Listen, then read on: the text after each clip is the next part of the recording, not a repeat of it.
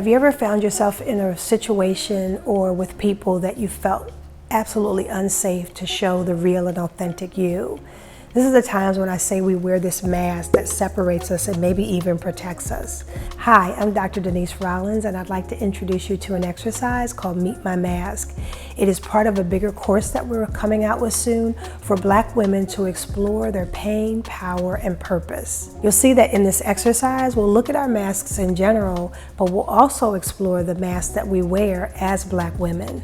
For now, let me take you back to childhood. It's often been said that kids have this sense of wonder and honesty about the world, but somehow when they get to be adults, that all changes.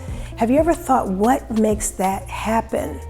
I think about going to a family reunion one year, and I was watching my little cousin. I think he was about 4 or 5 years old, and he saw an older cousin, and she was in a wheelchair and had a leg amputated. And what did he do as a kid? He said, "Mommy, how come she doesn't have a leg?" His mother was so surprised and so horrified, and she said, "Shh, don't say that." Well, why would she tell him not to tell the truth?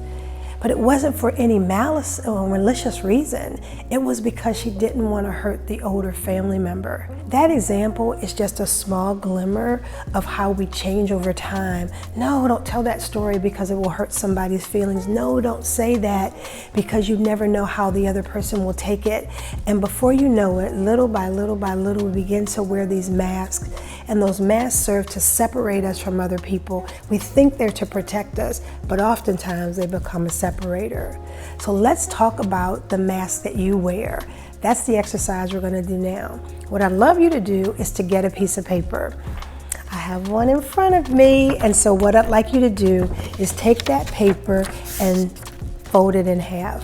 What we're gonna do is, on this piece of paper, on one side we're gonna say the front of our mask, on the back we're gonna say the back of our mask. Now, so that we're not confused, I'm gonna ask you to use a number system. So on the front of the mask, I want you to put the number 1 on the left and the number 2 on the right. When you flip it over and you say the back of the mask, I want you to put the number 3 on the left and the number 4 on the right. Right? Front of the mask, 1, 2, back of the mask, 3, 4. All right, you ready? So now we're going to work with the front of the mask. When you look at the page that says front of the mask in section 1, I want you to think about the things that are very easy for people to find out about you. These are the things that I can easily see as I look at you or I hear about you. If you think about me, you can probably tell that I'm African American or Black, that I'm a female, that I wear locks. These are the things that you can pick up with your eyes. And so write down the things that are easy for people to find out about you. Again, this is on section 1 of your mask. For this part, I also tell people to think about the things that if they were to go on your social media, it would be easy to find that out about you. This is the Facebook you. What is the image that you are portraying to the world? If you go to my Facebook page, you may find out that I'm a Christian. You may find out that I'm a PhD because I often put doctor before my name. You may also find out that I'm a mother and that I love the work that I do. Whatever those things are that are pretty easy to find out about you, if you can put that on section 1 of your mask, I would love that. And if you need extra time, just pause the video at any time and come back to it when you're ready. So on the front of the mask, on side 1, section 1, we have all of the things that it's pretty easy for people to find out about us, or we're really intentional about showing the world. So now we're going to go to the back, to the flip side, and as we look at the back of the mask, we have sides 3 and 4. I want you to, on the 4 side, to begin to write the things that we hide from the world. Or perhaps these are the things that are very difficult for people to find out about us. It would take some degree of digging to get to know that information. So on the back page is, again, at the top going to say back of my mask. On the left side, you'll have the number 3. On the right side, you'll have the number 4. So this is the part where it's number 4, and I want you to think about and then record the words and phrases that describe the part of you that you hide from the world. Or it might be the part that's really hard for other people to find out about you. So at this part of the exercise, I'd like to invite you to be really vulnerable. Here's where you may write down some things that are uncomfortable for you, that you don't necessarily want to face in this moment. Keep in mind that whatever you write, you don't have to share it with anyone, but there's a power in identifying those areas that hurt or might be wounds, because it also allows us to be able to go back to it later and work on that area. So here you're going to put any areas where you're really intentional. I don't want people to know about that, and so I keep that hidden and away from most other people. The last part of that exercise, when we talk about things that we hide, is I want you to think about a thing that you hide that actually makes you smile or laugh. For instance, I cannot line dance. And every time I think about it, because I'm the only person in my family, probably in the world, who can't, it absolutely makes me chuckle. So that's something that we'll put down on the paper as well. So the second part of the exercise is to think about what we show and hide, but in the context of being a Black woman. That double minority really impacts us in certain ways, and we want to explore that in this moment. There can be a lot of expectations placed on Black women from our culture, from society, even from ourselves. And so we want to really explore, what do we show the world or our culture or our society, and what do we hide from the world based on being that double minority? In this part of the exercise, when you're looking at the front of your mask, we're going to deal with panel 2 on the right-hand side, and when you flip it over to what you hide, we're going to deal with panel 3. So you got it? Panel 2, show, panel 3, hide. All right, let's talk about it. Oftentimes, our culture has this expectation for Black women that we be strong. In fact, we have to be stronger than strong. Why? Because we saw our mothers be strong. We saw our grandmothers be strong. We knew our great-grandmothers and our church mothers. They were all strong people. So what leeway do we have to be anything but strong? So sometimes for some of us, there's this cultural expectation that we show strength. And so if that is an expectation for you, you may want to put it as something that you show to the world. Or you may have bucked against that and said, I'm going to be intentional about showing the world the opposite. Whatever it is, I want you to put it on panel 2. At the same time, on the back about what we hide, when you have this expectation from your culture that you're going to be strong, what is it that you hide? I can't even admit to people that this is what I am because they have this expectation of me. So on the back, I want you to put the words or the phrases that identify what you may hide from the world because they expect you to be strong. The second element that we have in terms of expectations is our societal expectations. Society expects us to be angry Black women. That is a stereotype that has hounded us for years.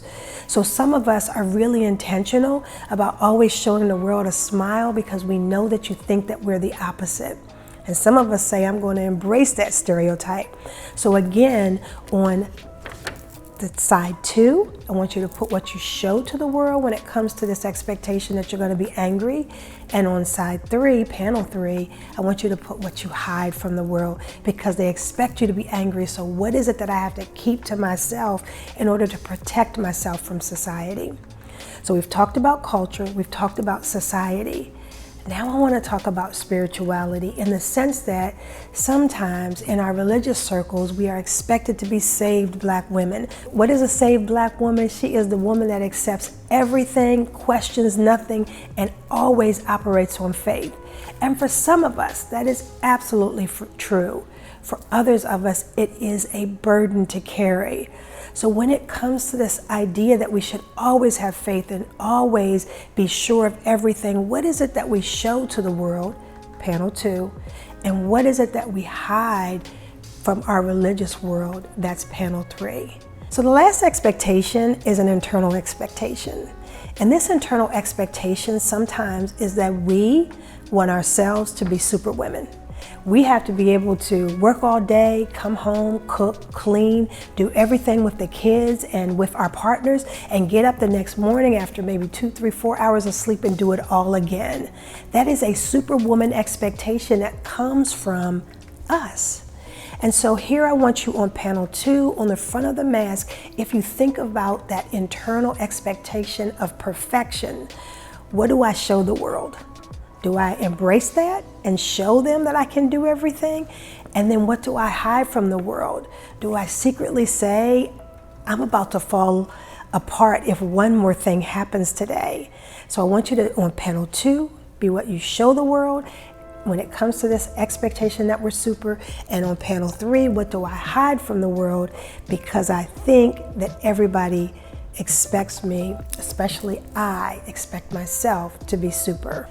So what we now have is this piece of paper that on the front says all the things that we're really intentional about showing the world, and on the back it shows all the things that we hide from the world.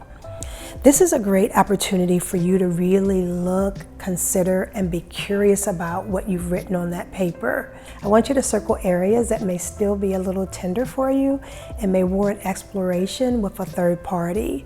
This is a great opportunity for us to figure out the whys of what we show and what we hide, and then the hows in terms of how it impacts the rest of our lives. So I'd really like you to think about and meditate on your answers and share it with a friend, share it with a coach or someone who can help you to process it.